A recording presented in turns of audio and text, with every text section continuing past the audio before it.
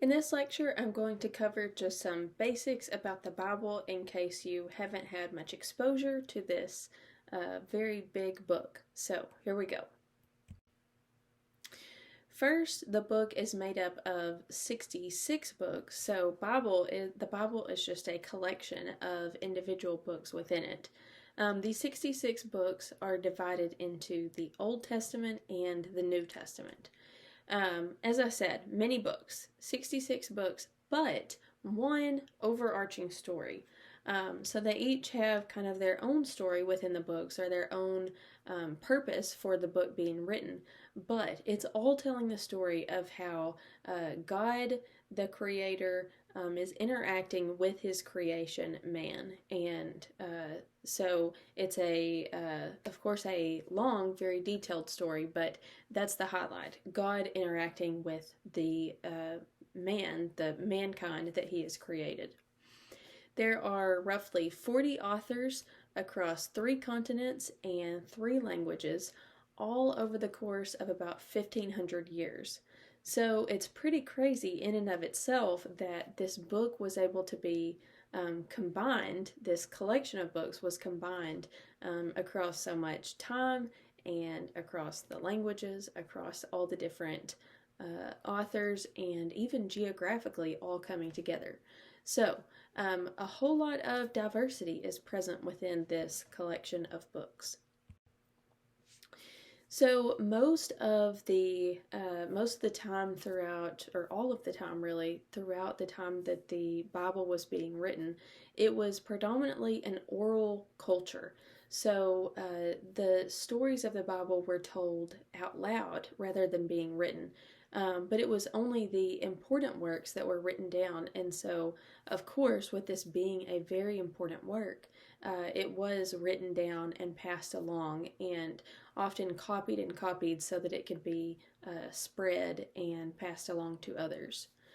And so that's kind of getting into the process of compiling these individual books.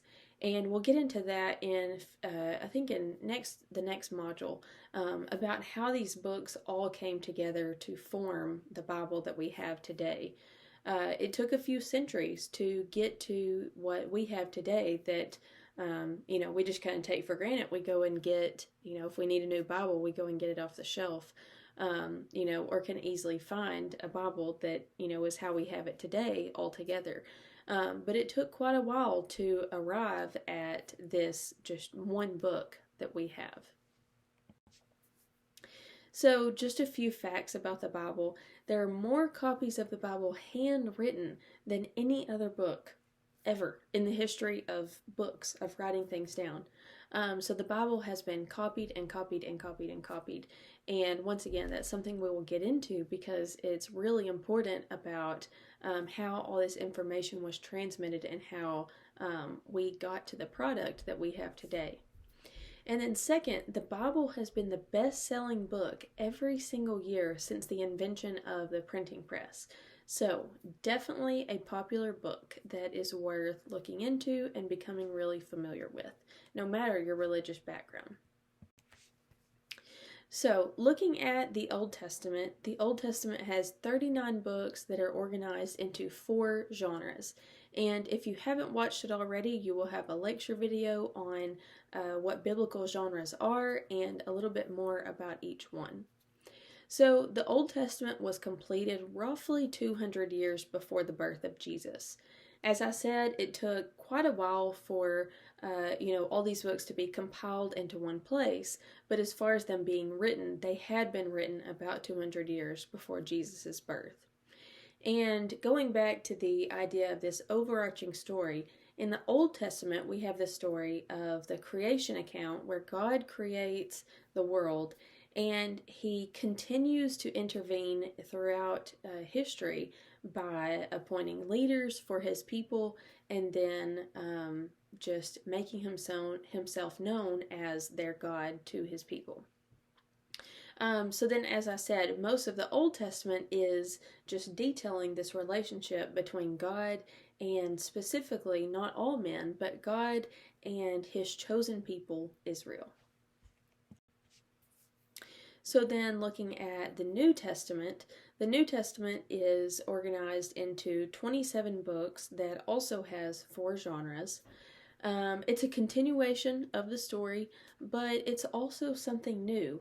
So the New Testament is focused on the birth of Christianity, and this happens through the person of Jesus of Nazareth. So it is centered around Jesus's life and death and resurrection, and then goes on to detail the birth of the early church and the spread of Christianity throughout the known world at that time. So, the reason that this is an overarching story, that the Old and New Testament make one big story, is because Jesus was, as holding to Christian tradition, Jesus is God Himself in the flesh. And so, when things were not working out with between God and Israel, His chosen people, God sends His Son, God the Father sends Jesus the Son into the world as a human to redeem the world, to pay a penalty for their sins. And so the New Testament details that, and then the results of that through the birth of the church. And then finally, about the New Testament, there was about a 400-year gap between the Old Testament and the New Testament. And this is called the intertestamental period. And it was a time when there was basically silence. There was no communication between God and man. And then the New Testament writings were complete not long after Jesus' death. So, once again, took quite a bit of time for these to get compiled, and quite a bit longer for them to, for the books that we have today to all be recognized as authoritative. So it wasn't until around 300 AD that this consensus had been reached on the books that we have today as being the New Testament. As I already said, Jesus is the main character of the New Testament, but then you will also see that the Apostle Paul plays a very prominent role in authoring many of the books in the New Testament, as well as just being a leading figure in early Christianity. So that kind of just gives you a really, really brief flyby of the book, the Bible as a whole, and a little bit about the Old Testament and the New Testament.